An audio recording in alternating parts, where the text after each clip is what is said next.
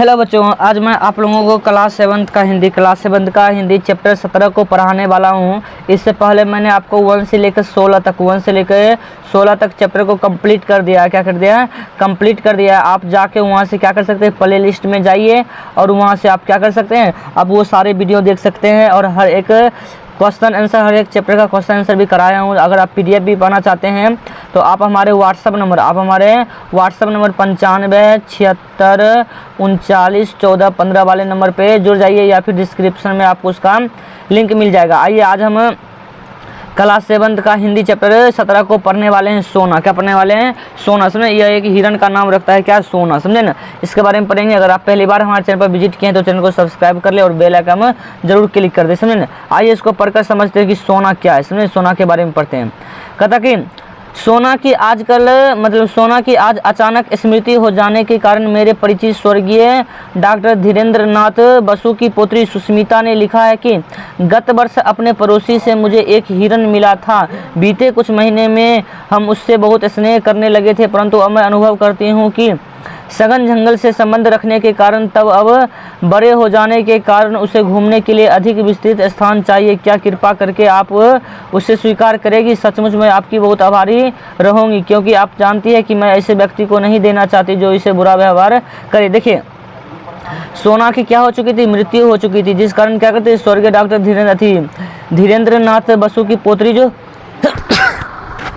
सुष्मिता ने लिखता है कि गत वर्ष मेरे पड़ोसी रोकर मुझे एक पड़ोसी से एक हिरन मिला था। समझे ना, वो बहुत मुझसे ये स्नेह करने लगी थी। समझे ना, और वो अनुभव करने लगी कि वो अब धीरे धीरे बड़ी होने लगी थी। सोचने लगी कि इसे अब घूमने फिरने के लिए बहुत विस्तृत यानी बहुत बड़ा स्थान चाहिए, जो इसके लिए है नहीं। हिरन के लिए तो जंगल चाहिए, समझे ना, तो है नहीं इसके पास, तो ये सोचते कि मैं इसे दे दूँ।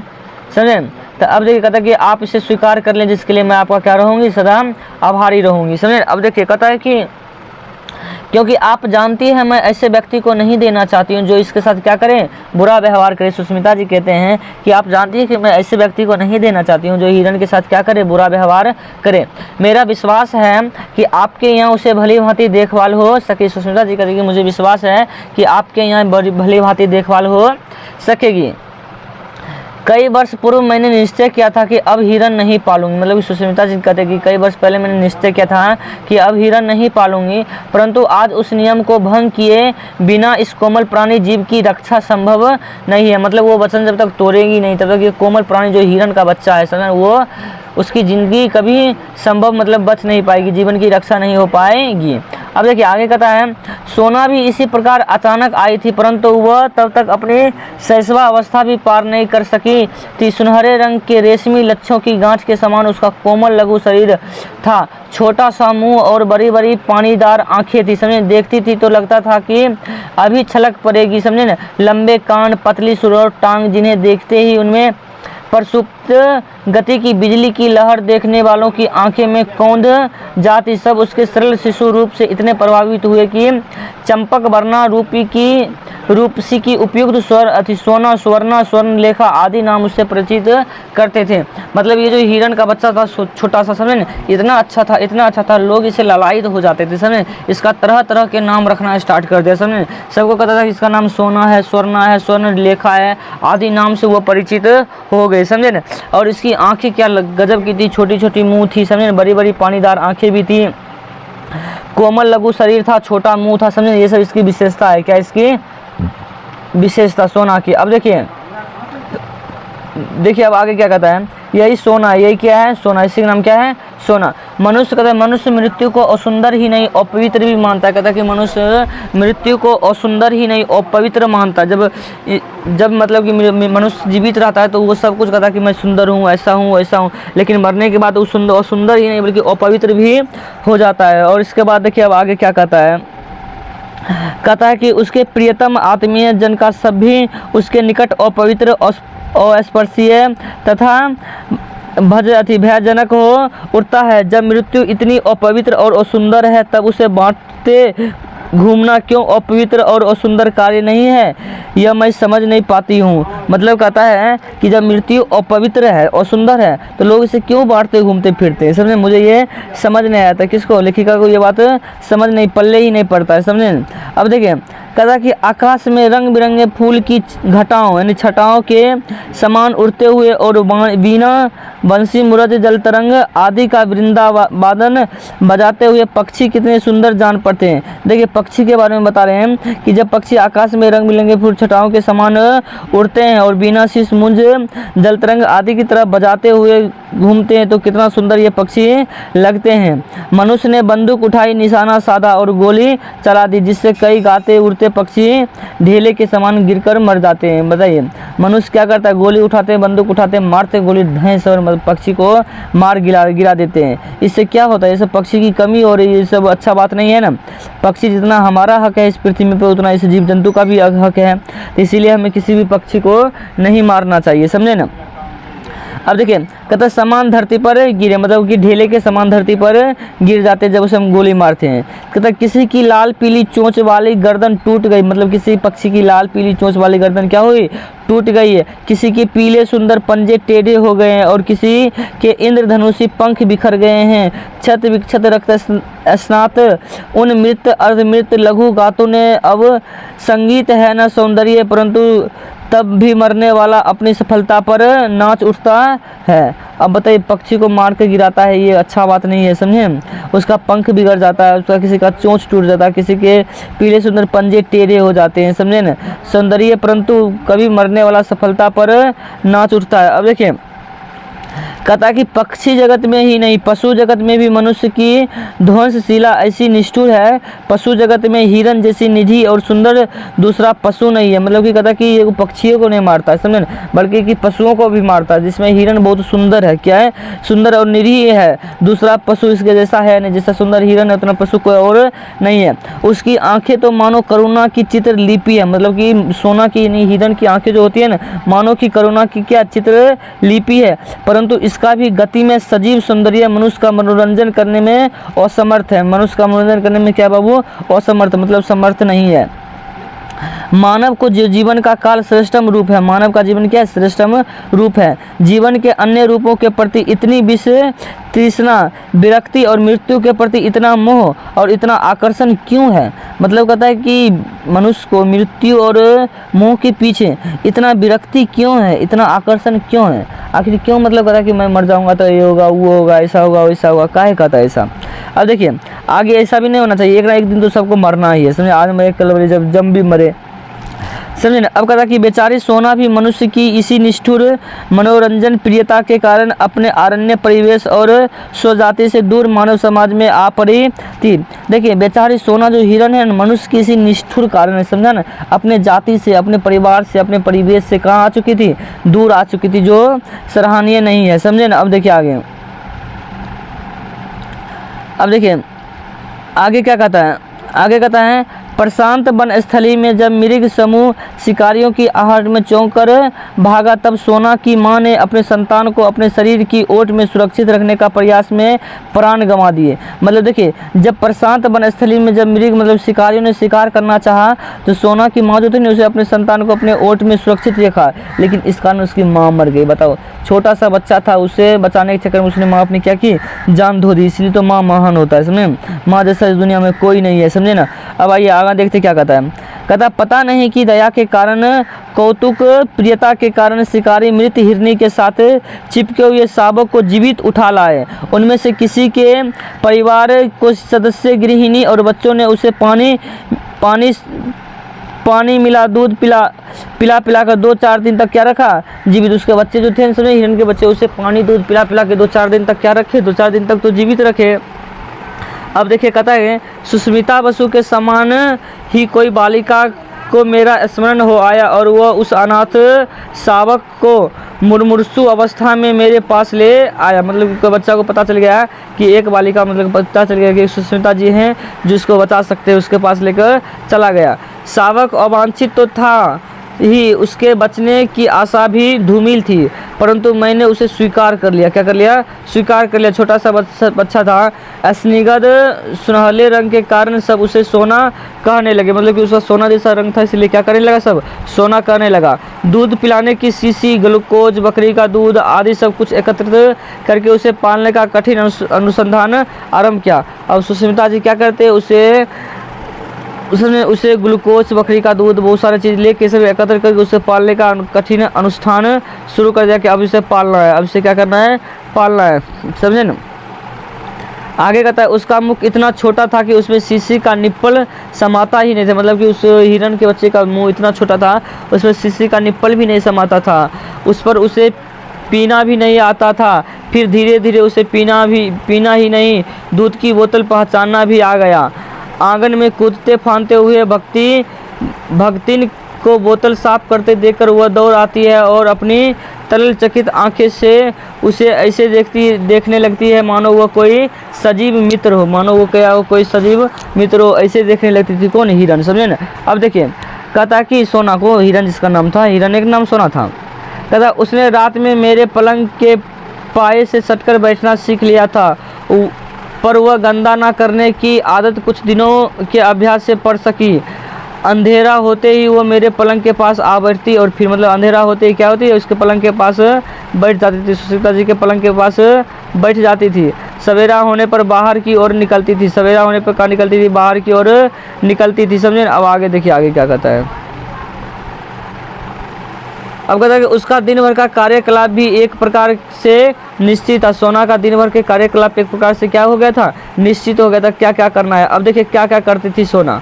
कहता विद्यालय और छात्रावास के विद्यार्थियों के निकट पहले वह कौतुक का कारण रही, परंतु कुछ दिन बीत जाने पर उनकी ऐसी प्रिय साथीन बन गई जिसके बिना उनका किसी काम में मन ही नहीं लगता था। मतलब कि हिरन सब बच्चों का इतना प्रिय बन चुका था कि इसके बिना किसी को मन ही नहीं लगता था, इसके बिना किसी को मन ही नहीं लगता था। अब कहता कि दूध पीकर और भीगे चने खाकर सोना कुछ ही देर में कंपाउंड में चारों पैरों को संतुलित कर चौकड़ी भरती, फिर वो छात्रावास पहुंचती। मतलब कि वो दूध पीने के बाद चारों तरफ घूमती और फिर कहाँ पहुंचती, छात्रावास पहुंचती। और देखिए और क्या करती है।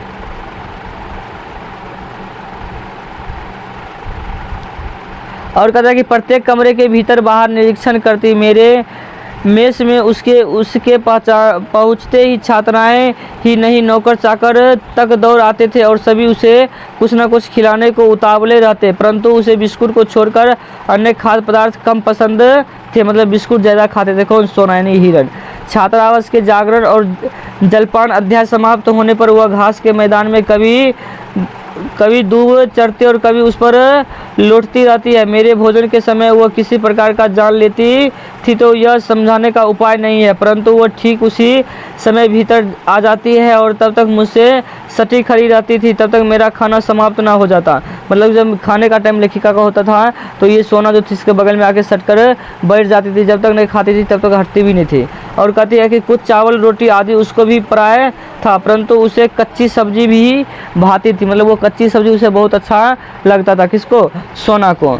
अब कहती है कि घंटी बजते ही वह फिर प्रार्थना के मैदान में पहुंच जाती है और उसके समाप्त होने पर छात्रावास के समान ही कक्षाओं के भीतर चक्कर लगाना आरंभ कर देते। देखिए प्रार्थना के बाद वो विद्यालय में प्रवेश करके कक्षाओं का चक्कर लगाती थी, कक्षाओं का क्या लगाती थी, चक्कर लगाती थी, आरंभ कर देती लगाने के लिए। अब देखिए आगे क्या कहता है। आगे कहता कि उसे छोटे बच्चे अधिक प्रिय थे, उसे छोटे बच्चे अधिक प्रिय थे। किसको? सोना को छोटे बच्चे बहुत प्रिय थे क्योंकि उनके साथ खेलने का अधिक अवकाश रहता था। वे पंक्तिबद्ध खड़े होकर सोना सोना पुकारते और वह उनके ऊपर से छलांग लगाकर एक ओर से दूसरी ओर कूदती। बच्चे क्या करते? छोटे छोटे सोना सोना कहती थी तो हिरन क्या करता था? सोना एक ओर से दूसरी ओर क्या लगाती थी? छलांग लगाती थी। यह सर्कस जैसा खेल कभी घंटों तक चलता, मतलब ये सर्कस जैसा खेल होता था और कभी कई घंटों तक चलता था क्योंकि खेल के घंटों में बच्चों की एक कक्षा के उपरांत दूसरी आती रहती है। मतलब खेल के मतलब जैसे टिफिन नहीं होता, टिफिन में खेलती रहती थी, उसके बाद एक कक्षा के बाद दूसरी कक्षा आरंभ हो जाती थी, समझे ना। कहता है कि मेरे प्रति स्नेह प्रदर्शन के कई प्रकार थे। बाहर खड़े होने पर वह सामने या पीछे से छलांग लगाती और मेरे सिर के ऊपर से दूसरी ओर निकल जाती। प्रायः देखने वालों को भय होता था कि कैसे एक तरफ से उधर चल जाती, समझे ना। छलांग मार के सर के ऊपर से इधर से उधर हो जाती थी, समझे। कौन? सोना।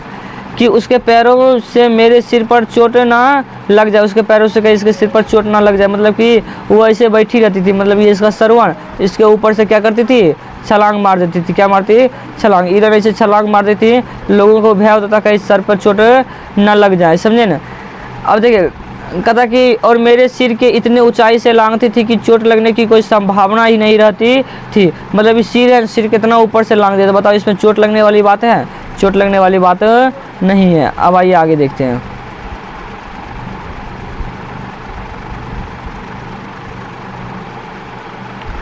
अब कहते हैं कि भीतर आने पर वह मेरे पैरों से अपना शरीर रगड़ने लगती, मेरे बैठने रहने पर वह साड़ी का छोर मुंह से भर लेती है। साड़ी का छोर क्या करती है? मुंह से भर लेती है। और कभी पीछे चुपचाप खड़े होकर चोटी ही चबा डालती। डांटने पर वह अपनी बड़ी गोल और चकित आंखें से ऐसे अनिर्वचनीय जिज्ञासा भरकर एकटक देखती लगती कि हंसी आ जाती है। मतलब कभी कभी वो ऐसे देखने लगती थी सोना कि लेखिका को बहुत हंसी आ जाती थी, कैसे चकित होकर मेरे आंखों को देख रही है। समझे ना? कहता है कि पशु मनुष्य के निश्चल स्नेह से परिचित रहते हैं। मनुष्य जो होता है ना, पशु जो होता है मनुष्य के निश्चल मतलब छल करने की प्रवृत्ति से क्या रहते हैं? परिचित रहते हैं। उसकी ऊंची नीची सामाजिक स्थितियों नहीं, यह सत्य मुझे सोना ने अनायास प्राप्त हो गया। वो छोटा बच्चा, उसको पता नहीं था कि मनुष्य कितना गलत इंसान होता है, समझे? इसका उसको पता नहीं था। अगर पता चल जाता तो वो कभी रहता नहीं रहता है। अभी देखिएगा जानवर को जिंदा काट दिया जाता है, जो बहुत गलत कार्य है, समझे ना? अनेक विद्यार्थियों की भारी भरकम गुरुजी से सोना को क्या लेना देना था, वह तो उस दृष्टि की पहचानती थी जिसमें उसके लिए स्नेह छलकता था, और उन हाथों को जानती थी जिन्होंने बलपूर्वक दूध की बोतलें उसके मुंह में लगाई थी। मतलब कि हिरण क्या जिससे उसको प्रेम था, उसी से सब ज़्यादा लगाव रखता था, जिन्होंने उसे बचपन में बलपूर्वक ज़बरदस्ती दूध की बोतलें पिलाई, मुख में डाल के ज़बरदस्ती पिलाया, उससे इसको स्नेह था। यदि सोना को अपने स्नेह की अभिव्यक्ति के लिए मेरे सिर के ऊपर कूदना आवश्यक लगेगा तो वह कूदेगी ही। मेरी किसी अन्य परिस्थितियों से प्रभावित होना उसके लिए संभव ही नहीं था। कोई और स्थिति से प्रभावित होना इसके लिए संभव नहीं था। किसके लिए नहीं था? हिरण के लिए नहीं था, सोना के लिए नहीं था। अब देखिए इसके बारे में क्या कहा जाता है।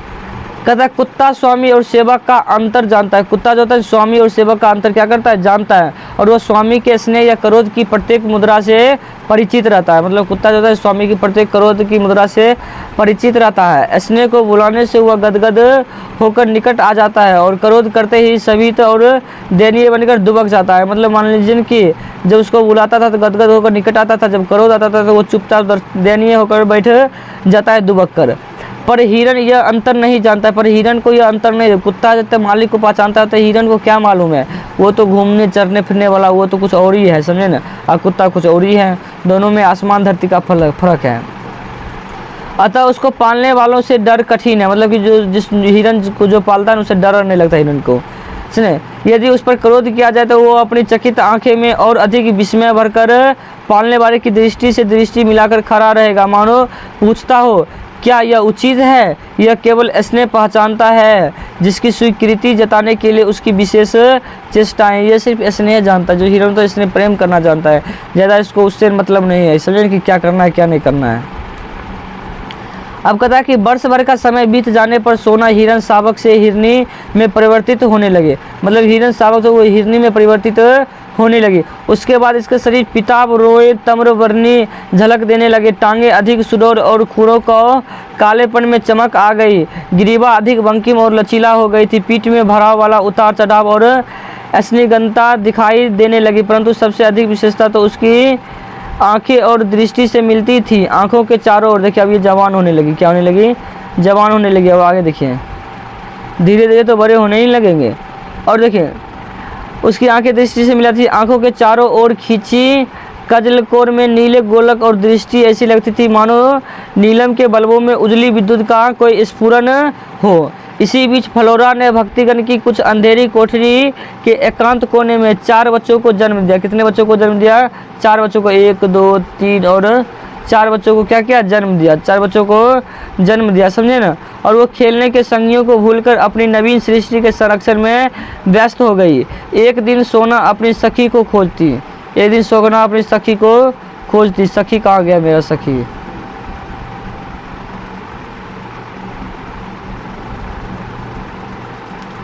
सखी को खोजती रही, और फिर इतने में लघु जीवों से घिरा देखकर स्वाभाविक चकित दृष्टि से गंभीर विस्मय से भर गई। एक दिन फ्लोरा नहीं बाहर घूमने गई और सोना भक्तिन की कोठरी में निश्चित लेटी है। आश्चर्य की बात तो यह है कि फ्लोरा, हेमंत और बसंत, देखिए फ्लोरा, हेमंत और बसंत गोधूली को तो बच्चों के पास भटकने से भी नहीं देती थी, परंतु सोना के संरक्षण में उन्हें छोड़कर आश्वस्त भाव से इधर उधर घूमने चली जाती थी। मतलब कि सोना को छोड़कर इधर उधर घूमने के लिए चली जाती है। कहता था कि संभवतः वह सोना की स्नेही और अहिंसक प्रवृत्ति से परिचित हो गई थी। पिल्लों के बड़े होने पर उनकी आंखें खुल जाने लगी और सोना ने उन्हें भी अपने पीछे घुमाने वाली सेना में सम्मिलित कर लिया और मानो कि इस वृद्धि के उपलक्ष्य में आनंदोत्सव मनाने के लिए अधिक देर तक मेरे सिर के आर पार चौकड़ी भरती रही। और कुछ दिनों के बाद उपरांत यह आनंदोत्सव पुराना पड़ गया। तब यह उसकी शब्दहीन संज्ञाहीन प्रतीक्षा की स्थगित घड़ियाँ लौट आई थी। घड़ियाँ क्या हुई थी? लौट आई थी। अब कहता है कि उसी वर्ष, कौन वर्ष? उसी वर्ष देखिए क्या होता है। उसी वर्ष गर्मियों में मेरा बद्रीनाथ की यात्रा का कार्यक्रम बना। प्रायः मैं पालतू जीवों को कारण प्रपास में कम जाती थी, मतलब पालतू जानवरों को ज़्यादा पालती थी, समझे ना। और उसके पास कुत्ता, बिल्ली, भैंस, बकरी बहुत चीज़ें था। किसके पास? लेखिका के पास। सबको वो क्या करती थी? पालती थी, देखभाल करती थी।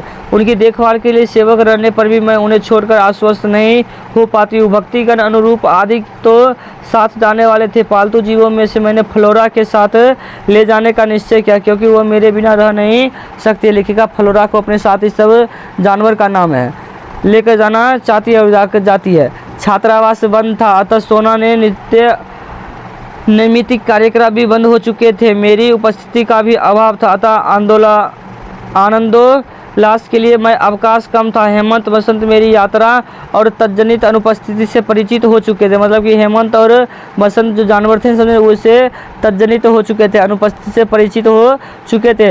होलडाल बिछालकर उसे बिस्तर पर रखते ही हुए दौड़कर उसी पर लेट जाते और भौंकने तक कदरन करने की ध्वनियाँ सम्मिलित स्वर में मुझे मानो उपालंब देने लगते। यदि उन्हें बांध कर ना रखा जाए तो वो कार में घुसकर बैठ जाते या उसके पीछे दौड़कर स्टेशन तक पहुंच जाते, परंतु जब मैं चली जाती तब वे उदास भाव से मेरे लौटने की प्रतीक्षा करने में लगते। मतलब जब लेखिका चल जाती तब ये सब जानवर क्या करते? उसके वापस लौटने की प्रतीक्षा करते रहते हैं। सोना की सहज चेतना में न मेरी यात्रा जैसी स्थिति का बोध था, न प्रत्यावर्तन का। इसी से उसकी निराशा, जिज्ञासा और विस्मय का अनुमान मेरे लिए क्या था? मेरे लिए सहज था। मेरे लिए क्या हो गया था?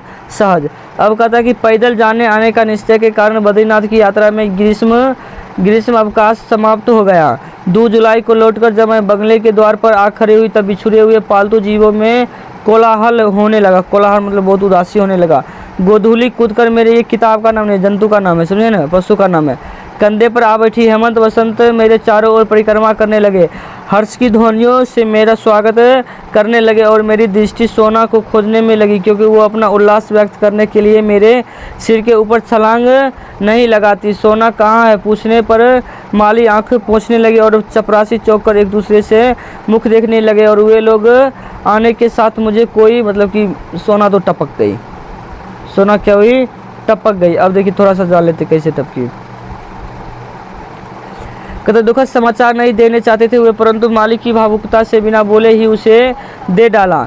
ज्ञात हुआ कि छात्रावास के सन्नाटे और फ्लोरा के तथा मेरे अभाव के कारण सोना इतनी अस्थिर हो गई कि इधर उधर कुछ खोजती सी वह पराया कंपाउंड से बाहर निकल जाती थी। इतनी बड़ी हिरनी को पालने वाले तो कम थे, परंतु उसे खाद्य और स्वाद प्राप्त करने के इच्छुक व्यक्तियों को बाहुल्य था। इस आशंका से माली उसे मैदान में एक लंबी रस्सी से बांधकर आराम दिया था, मतलब बांध दिया था रस्सी से, लंबी रस्सी से।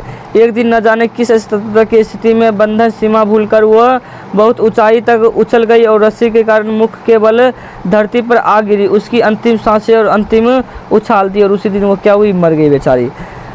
अब सब कुछ सुनहले रेशम की गठरी से रेशम को गंगा में प्रवाहित कर आए और इस प्रकार किसी निर्जन मन में जन्मी और जनसंकुलता में पली सोना के करुणा कथा का अंत हुआ। मतलब सोना की करुणा कथा का क्या हो गया? अंत हो गया, बेचारी मर गई, समझे ना। अब देखिए आगे क्या कहता है।